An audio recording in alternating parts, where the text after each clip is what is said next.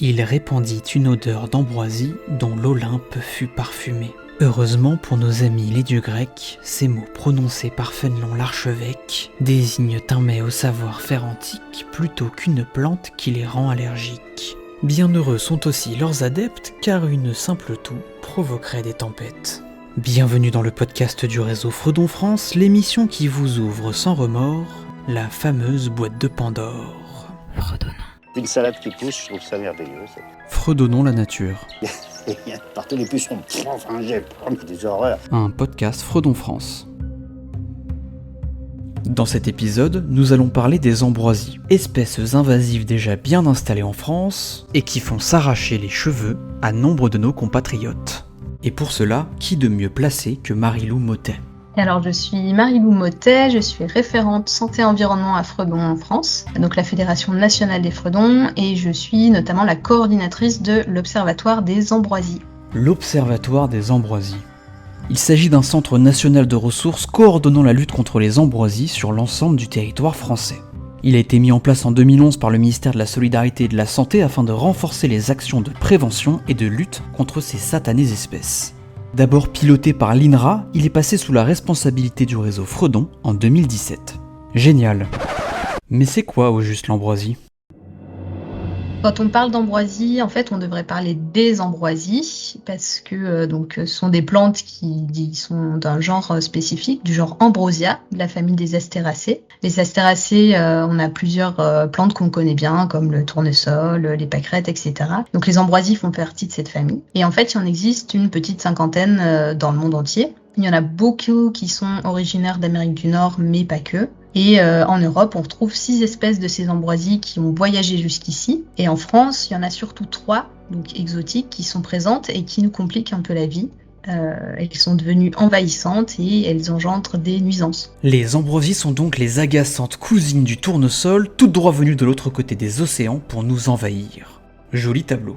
Mais alors quelles sont ces 3 espèces que nous avons le plaisir de voir pulluler sur le territoire français ? La plus commune, celle dont on parle tout le temps, c'est l'ambroisie à feuilles d'armoise. Donc quand on parle de l'ambroisie avec un grand A, c'est généralement l'ambroisie à feuilles d'armoise. Les 2 autres qui sont présentes en France, c'est l'ambroisie trifide et l'autre, l'ambroisie à épilis. L'ambroisie à feuilles d'armoise, c'est la plus commune, elle est pionnière, donc c'est-à-dire qu'elle va s'installer sur des milieux qui sont perturbés, qui sont souvent mis à nu, souvent par une activité anthropique, c'est-à-dire par les hommes, comme les bords de route, les chantiers, les cultures. Et sinon, on peut les retrouver aussi en bord de cours d'eau. Si l'on regarde une carte de répartition, on voit effectivement qu'on trouve de l'ambroisie à feuilles d'armoise d'un bout à l'autre de la France métropolitaine, bien qu'elle soit particulièrement concentrée en Auvergne-Rhône-Alpes et chez ses voisins. Au contraire, les 2 autres espèces sont plus localisées. On trouve principalement de l'ambroisie trifide en Occitanie et de l'ambroisie à épilis au niveau de la côte méditerranéenne.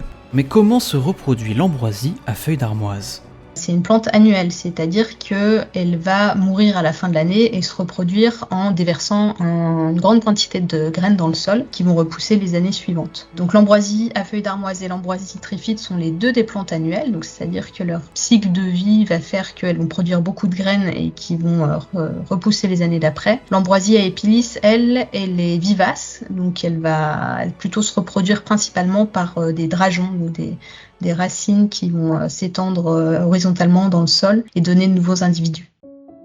Ok, donc parmi les 3 espèces d'ambroisie présentes sur le territoire, 2 sont annuelles et la dernière est vivace.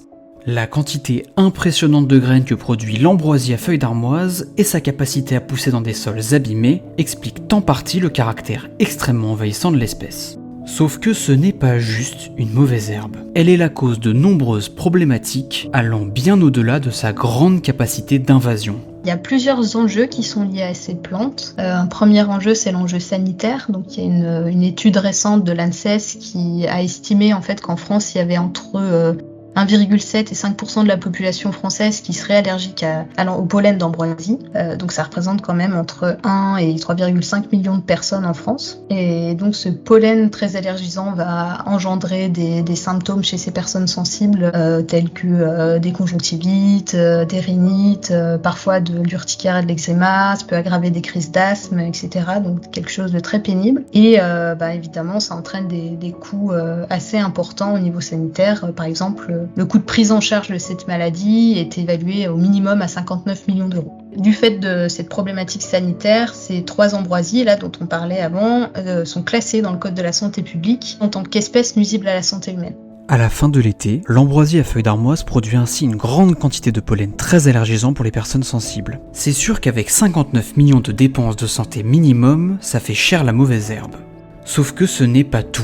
En effet, en plus de vous faire tousser, couler du nez et autres joyeusetés, l'ambroisie représente un enjeu majeur pour l'agriculture. Effectivement, ces espèces sont des adventices de cultures qui sont très pénibles à gérer et on va les retrouver sur les cultures de printemps, donc le tournesol, le soja, le maïs, etc. où leur présence, quand elles sont là en grande quantité, ça peut entraîner des pertes de rendement, des coûts de gestion supplémentaires, donc des charges de désherbage et de travail du sol. C'est une gestion sur le long terme puisque les graines d'ambroisie peuvent rester plusieurs années vivantes dans le sol et puis germer de façon échelonnée.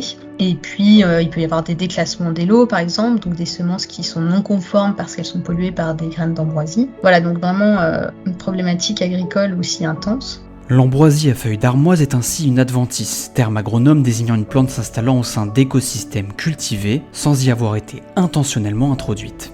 Ces effets néfastes sur la production agricole résultent du fait qu'elle entre en compétition avec la plante cultivée et lui pique des ressources essentielles comme l'eau, les nutriments, la lumière, etc.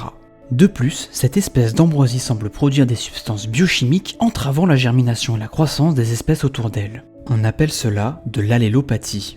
Son influence sur les rendements agricoles peut tout bonnement être catastrophique. C'est simple, il peut y avoir une perte totale de la récolte en cas de trop forte invasion. Quel enfer! Une troisième problématique, c'est la problématique sociétale, puisque l'ambroisie peut envahir différents milieux, comme on l'a vu avant, les bords de cours d'eau, les bords de routes, les parcelles agricoles, les chantiers, des terrains en friche, etc. Et donc il y a des conflits entre les acteurs qui peuvent survenir, des conflits de voisinage, des accords sur les moyens ou sur les périodes d'intervention, des enjeux touristiques, etc. Bref, on n'a pas fini d'en entendre parler. Mais comment se met en place concrètement la lutte contre ces espèces ? Déjà au niveau de l'organisation de la lutte, effectivement, le fait que ces espèces soient classées, il y a toute une stratégie qui a été déclinée ensuite pour mieux gérer ces plantes. Et donc on va retrouver au niveau de l'organisation territoriale, au niveau des communes, la désignation de référents ambroisie. Donc ce sont des personnes, soit des agents communaux, soit des élus, soit des bénévoles, qui deviennent référents de cette plante sur leur commune, sur leur territoire, et qui vont participer à la surveillance, à l'information, à la gestion.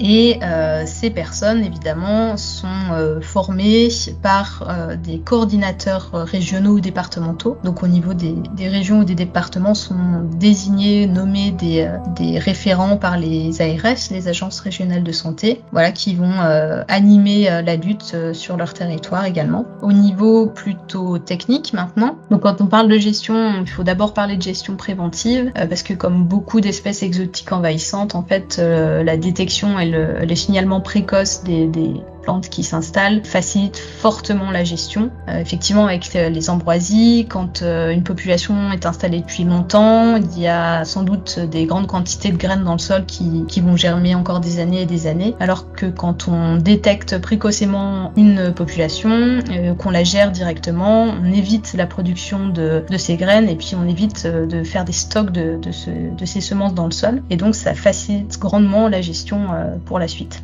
La gestion préventive vise ainsi à éviter l'installation accidentelle des ambroisies.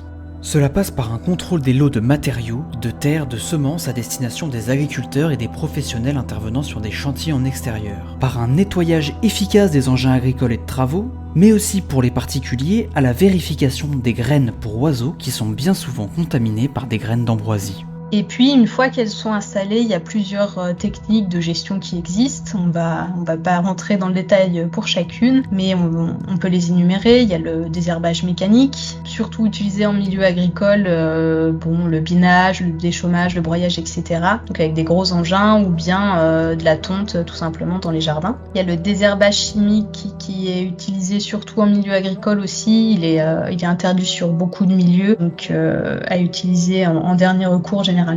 L'arrachage manuel, qui est la méthode qui fonctionne le mieux parce qu'elle permet une destruction complète de la plante, c'est très ciblé, ça va pas impacter les autres plantes aux alentours.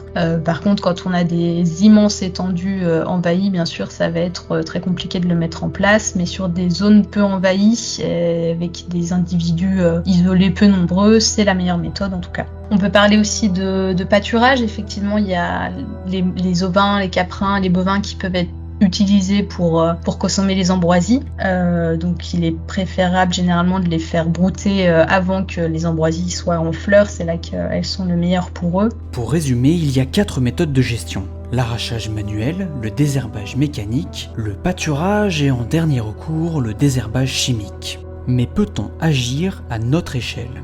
En temps de particulier, déjà, la première chose, c'est de savoir reconnaître l'ambroisie, donc de s'informer sur à quoi ça ressemble et puis qu'est-ce qu'on peut faire ensuite. Et ce qu'il est possible de faire, donc tout simplement muni de gants, c'est d'arracher les plantes avant leur floraison, puisque bien sûr le pollen est allergisant et si le pollen est présent, il est préférable alors soit de porter un masque, soit de ne pas toucher aux ambroisies. Et si les plantes se trouvent en propriété privée ou s'il y en a trop, ou si vous ne pouvez pas gérer vous-même la chose, vous pouvez signaler la présence d'ambroisie sur une application ou un site internet qui s'appelle signalement-ambroisie.fr et le signalement va être envoyé à un référent communal.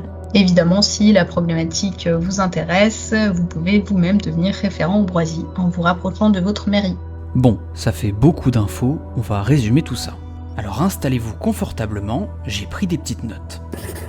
L'espèce d'ambroisie la plus répandue en France, c'est l'ambroisie à feuilles d'armoise. C'est une plante annuelle, extrêmement envahissante, qui va pousser sur des sols abîmés, mais aussi sur les terres cultivées.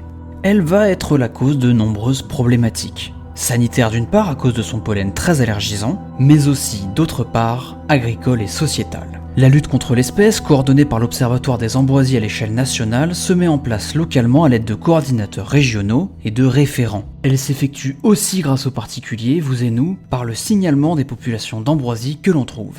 Chaque année, du 15 au 30 juin, se tiennent les journées de lutte contre les ambroisies. Durant cette période sont organisés partout en France des événements visant à informer le grand public et les professionnels sur les problèmes générés par ces espèces. Elles visent aussi à encourager la mise en place d'actions de lutte contre leur propagation. Un grand merci à Marie-Lou Mottet pour le temps qu'elle m'a accordé, à l'équipe de Fredon France et au comité technique de l'Observatoire pour leurs éclairantes relectures. Pour plus d'informations sur l'ambroisie, n'hésitez pas à visiter le site internet de l'Observatoire, ambroisie-risque.info. Vous pourrez retrouver en description l'ensemble des références audio et ressources bibliographiques qui nous ont permis de construire cet épisode. Pour aller plus loin, vous pouvez aussi suivre le compte Twitter de l'émission @podcast-fredon, nous y partageons de nombreuses ressources. Voilà, c'est tout pour moi et je vous dis à la prochaine.